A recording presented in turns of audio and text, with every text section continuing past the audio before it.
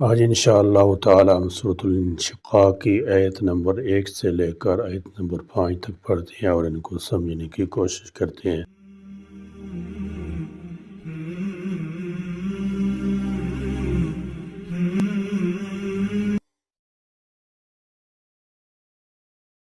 سورہ انشقاق مکہ میں نازل ہوئی ہے۔ یہ بھی مکی دور کی ابتدائی صورتوں میں سے ہے، مگر بے صحاب نزول اس کا شمار 33 لکھا ہے، یعنی 32 صورتیں اس سے قبل مکہ معظمہ میں نازل ہو چکی تھیں، اور اس میں 1 رکوع ہے اور 25 آیات ہیں، کلمات 107 اور حروف 420 ہیں۔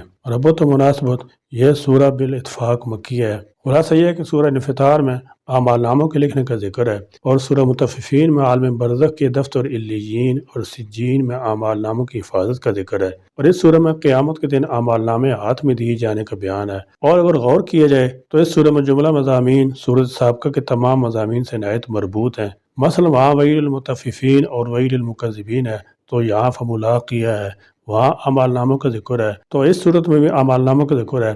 وہاں تکذیب کفار کا ہے، وَإِذَا تُتْلَىٰ میں ذکر ہے تو یہاں بھی وَإِذَا قُرِئَ القرآن میں تکذیب کفار ہی کا ذکر ہے۔ وہاں لَسُؤَالُ الجحیم ہے تو یہاں یصلیٰ سعیرا ہے۔ وہاں اہل نجات کی نفرت نعمت وغیرہ کا ذکر ہے تو یہاں بھی ان کی مسرت کا بیان ہے وغیرہ۔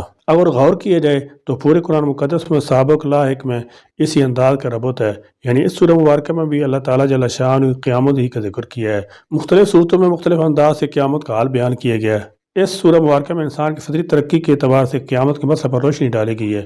ابتدا میں غیر معمولی واقعات مثلا آسمان کا پھٹ جانا، زمین کا شق ہونا وغیرہ کا ذکر ہے۔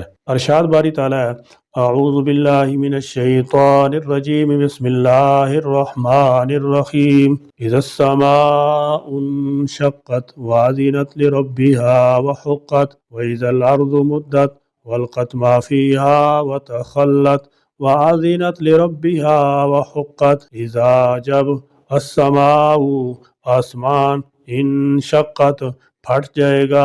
ارشاد ہوتا ہے اذا السماء انشقت، جب آسمان پھٹ جائے گا۔ حضرت علی رضی اللہ تعالیٰ عنہ کا قول ہے کہ سب سے پہلے کہکشاں والے مقام سے آسمان پھٹے گا۔ یہ وہی مقام ہے جہاں بہت دور چھوٹے چھوٹے ستارے اکٹھے نظر آتے ہیں۔ باقی رہی یہ بات کہ آسمان کیوں پھٹے گا، وہ اس لیے کہ اس دن عرش الہی پر خیر تجلی نازل ہوگی۔ قرآن پاک میں موجود ہے کہ آج حاملین عرش فرشتوں کی تعداد 4 ہے، قیامت کے دن ان کی تعداد 8 ہو جائے گی۔ اس دن بڑا ثقل واقع ہوگا، بڑا دباؤ پڑے گا، جس کی وجہ سے آسمان پھٹ جائے گا۔ آسمان کے پھٹنے پر ابتدا میں دریچے ہی دریچے نظر آئیں گے، بعد میں پورا آسمان درم برم ہو جائے گا۔ یہ سارا سلسلہ ختم ہو کر دوسرا سلسلہ قائم ہوگا۔ وازینت، اور وہ کان لگائے ہوئے ہے، لربیہا، اپنے رب کے لیے، وحقت، اور وہ حق دیا گیا ہے، آذینا لہو، کہ میں نے کسی کے حکم یا بات پر کان لگانا کے ہیں یا توجہ سے سننا کے ہیں تاکہ فوراً اس کی حکم کی تعمیل کی جائے۔ واضح رہے کہ جن و انس کے سوا کائنات کی جملہ اشیاء اللہ تبارک و تعالیٰ کے حکم تکوینی کی تعمیل کے لیے ہم وقت تیار رہتی ہے، انہیں یہ اختیار ہی نہیں دیا گیا کہ وہ حکم کی سرتابی کر سکیں۔ بالفاظ دیگر ان اشیاء کی اطاعت اضطراری ہوتی ہے۔ مطلب یہ ہے کہ جب آسمان کو پھٹ جانے کا حکم دیا جائے گا تو وہ بلا چوں چراں پھٹ جائے گا۔ وَأَذِنَتْ لِرَبِّهَا وَحُقَّتْ، وہ اپنے رب کی بات سنے گا، اور اس کے لیے یہی بات ثابت ہے جو کہ تکوینی طور پر ہر چیز اللہ تبارک و تعالیٰ کے حکم کے تحت ہے، اس لیے آسمان بھی اللہ کے حکم کے سامنے مجبور ہوگا اور اس کے حکم کی تعمیل میں پھٹ جائے گا۔ وَإِذَا، اور جب الارض، زمین، مدت، پھیلا دی جائے گی۔ مدت، مدب میں نے کسی چیز کو لمبائی میں کھینچ کر پھیلانا اور اسے لمبا کر دینا، جیسے اللہ تبارک و تعالیٰ نے سایوں کو، بادلوں کو لمبا کرتا ہے اور پھیلا دیتا ہے۔ واضح رہے اس کا یہ مطلب نہیں کہ اللہ زمین کو کھینچ کر چپٹی بنا دے گا، زمین کو اللہ نے پہلے ہی پھیلا دیا اور لمبا کر دیا ہے۔ اس دن صرف یہ ہوگا کہ سارے سمندر خشک کر کے زمین میں شامل کر دیے جائیں گے، جس سے زمین کا رقبہ 4 گنا ہو جائے گا۔ پھر پہاڑوں کو زمین بوس کر دیا جائے گا، اس کی اونچے اونچے اور نیچی سب جگہ برابر کر دی جائیں گی۔ اس طرح اسی زمین کا رقبہ اتنا زیادہ ہو جائے گا کہ اسی زمین پر سیدنا آدم علیہ الصلوۃ والسلام سے لے کر قیامت تک پیدا ہونے والے انسانوں اور قیامت تک جنوں کی تمام نسل کو یکجا اکٹھا کر دیا جائے گا۔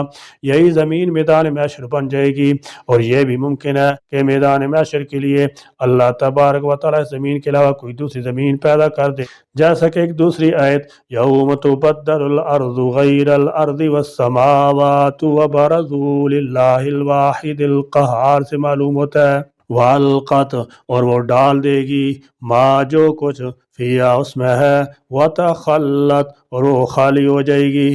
جتنے مردے اس میں مدفون ہیں یا مردوں کے ذرات اس میں مل گئے ہیں وہ سب نکال کر باہر کر دی گی اور سطح زمین پر لے آئے گی۔ اسی طرح اس میں جو معدنیات، تیل کے چشمے اور جلنے والی گیسوں کے خزانے موجود ہیں سب باہر اگل دے گی۔ اس طرح لوگوں کے اعمال کی جو اشاعتیں اس کے اندر موجود ہوں گی، جنہیں موقع کی شہادت یا قرائن شہادت کہتے ہیں، وہ سب بھی پوری کی پوری باہر آ جائیں گی اور کوئی چیز اس میں چھپی ہوئی اور دبی ہوئی نہ رہ جائے گی۔ وازینت، اور وہ کان لگائے ہوئے ہے، لربہ، اپنے رب کے لیے، وحقت، اور وہ حق دی گئی ہے، اس لیے فرمایا وازینت لربہا وحقت، یعنی وہ سنے گی اپنے رب کی بات، اور یہی اس کے لائق ہے کہ وہ اس کی تعمیل کرے۔ زمین کہاں سے پھٹے گی، اس کے متعلق خود حضور کریم صلی اللہ تعالی علیہ وسلم نے ارشاد فرمایا قیامت کے روز سب سے پہلے میری قبر شک ہوگی۔ نیز یہ بھی ارشاد فرمایا اس وقت جنت سے لا کر مجھے لباس پہنایا جائے گا۔ مسلم کی حدیث میں ہے کہ حشر کے میدان میں سب سے پہلے حضرت ابراہیم علیہ السلام کو لباس پہنایا جائے گا، کیوں کافروں نے آپ کو رسیوں سے باندھ کر برہنہ حالت میں آگ میں پھینکا تھا۔ اللہ تبارک و تعالیٰ آپ کو یہ اعزاز بخشے گا کہ میدان حشر میں سب سے پہلے آپ کو لباس عطا ہوگا۔ تاہم حضور کریم صلی اللہ تعالی وسلم نے اپنے متعلق فرمایا کہ قیامت کے دن سب سے پہلے میری قبر شک ہوگی اور اسی وقت مجھے بہشت کی پوشاک پہنائی جائے گی۔ حشر کا معاملہ تو بعد میں پیش آئے گا۔ دوسری روایات میں آتا ہے کہ آپ کی قبر سے برآمد ہونے کے بعد وہاں کے دوسرے لوگ نکلیں گے، پھر مکہ اور مدینہ کے درمیان کے لوگ قبروں سے نکلیں گے، اور پھر باقی جگہوں کے لوگ، اور زمین کو اس طرح پھیلا دیا جائے گا جیسے کپڑے کو کھینچ کر تان دیا جاتا ہے۔ زمین اپنے تمام دفینے اور خزائن باہر نکال دے گی۔ اس سے پوچھا جائے گا یہ کیا ہے؟ ارشاد ہوگا، قرآن پاک میں موجود ہے، یوم تبدل الارض غیر الارض والسماوات، زمین و آسمان دونوں بدل دیے جائیں گے، موجودہ زمین کی جگہ دوسری سفید زمین پھیلا دی جائے گی، اور محاسبہ کا عمل اس دوسری زمین پر پیش آئے گا، اور جس زمین پر انسان کے گناہ کی آلودگی نہیں ہوگی۔ اب رہی یہ بات کہ تبدیلی زمین کے بعد لوگ کہاں ہوں گے، تو ابن ماجہ کی حدیث شریف میں آتا ہے کہ اس درمیانی عرصے میں تمام لوگ پل صراط کے ایک کنارے پر ہوں گے۔ ان آیات کا خلاصہ یہ ہے کہ قیامت کے قائم ہونے کے وقت جب آسمان پھٹ جائے گا اور وہ اپنے پھٹنے کے بارے میں اپنے رب عز و جل کا حکم سنے گا اور اس کی اطاعت کرے گا، اور اسے یہی لائق ہے کہ اپنے رب عز و جل کا حکم سنے اور اس کی اطاعت کرے۔ اور جب زمین کو برابر کر کے دراز کر دیا جائے گا اور اس پر کوئی عمارت اور کوئی پہاڑ باقی نہیں رہے گا، اور زمین اپنے اندر موجود سب خزانے مردے باہر ڈال دے گی اور خزانوں اور مردوں سے خالی ہو جائے گی، اور وہ اپنے اندر کی چیزیں باہر پھینک دینے کے بارے میں اپنے رب عز و جل کا حکم سنے گی اور اس کی اطاعت کرے گی، اور اسے یہی لائق ہے کہ وہ اپنے رب عز و جل کا حکم سنے اور اس کی اطاعت کرے۔ تو اس وقت انسان اپنے عمل کا نتیجہ ثواب اور عذاب کی صورت میں دیکھ لے گا۔ اللہ تبارک و تعالی ہمیں اسلام و ایمان پر زندہ رکھیں اور اسی پر موت نصیب فرمائیں، اور مومنین صادقین کے ساتھ ہمارا حشر نشر فرمائیں۔ حق تعالی جل شانہ میدان حشر میں ہمارے اعمال نامہ ہمارے دانے ہاتھوں میں دیا جانا مقدر فرمائیں اور ہمارے حساب کو آسان فرمائیں، بلکہ اپنے کرم سے بلا حساب جنت میں داخل نصیب فرمائیں۔ آمین۔ وآخر دعوانا الحمد للہ رب العالمین۔